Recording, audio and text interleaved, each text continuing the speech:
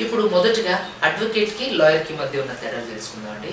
Advocate అంటే ఏంటి అనంటే, తనకి ఎవరైతే క్లయింట్ ఉన్నారో, తన తరపున వకాలత్ కోర్ట్‌లో ఫైల్ చేసి, తన తరపున ఎవరైతే సంబంధిత వ్యక్తి అంటే అక్యూజ్డ్ గానివ్వండి, పిటిషనర్ కానివ్వండి ఉన్నారో, అతని తరపున కోర్ట్‌లో వాదనలు వినిపిస్తూ, తనకి న్యాయ సహాయాన్ని, న్యాయ సమాచారాన్ని అందిస్తూ, తనని అంటే న్యాయ వ్యవస్థ దగ్గర తనకు రక్షణ కల్పించే వ్యక్తి అడ్వకేట్.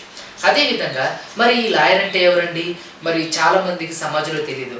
లాయర్‌ని, అడ్వకేట్‌ని 2 పదాలతో పిలుస్తుంటారు. కానీ ఈ లాయర్ అనే వ్యక్తి ఎవరు అనంటే, తను లా చదవడం కంప్లీట్ చేసి, తను ఒక లా గ్రాడ్యుయేట్‌గా సమాజంలో గుర్తింపు తెచ్చుకున్న వ్యక్తి, ఒక లీగల్ ఆఫీసర్‌గా కానివ్వండి, తర్వాత లా ఆఫీసర్‌గా కానివ్వండి, లేదంటే మిగతా సంస్థల్లో లీగల్ ఫీల్డ్‌లో పనిచేస్తున్న వ్యక్తిని లాయర్ అని అంటారు.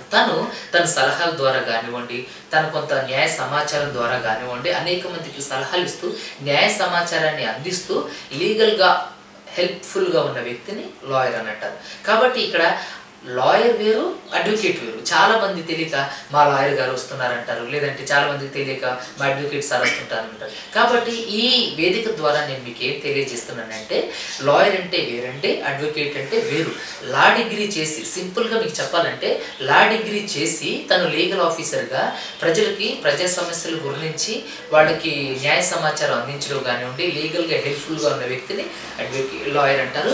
అదేవిధంగా కోర్ట్‌కి ఒక వ్యక్తి ద్వారా, ఒక సంబంధిత వ్యక్తి ద్వారా కోర్ట్‌కి న్యాయ సమాచారాన్ని ఇస్తూ, తన తరపున వాదనలు కోర్ట్‌కి వినిపిస్తూ, తనకి న్యాయ సహాయాన్ని అందించే వ్యక్తిని అడ్వకేట్ అంటారు. కాబట్టి దీనికి మధ్య ఉన్న తేడాలే ఈ లాయరు, అడ్వకేట్.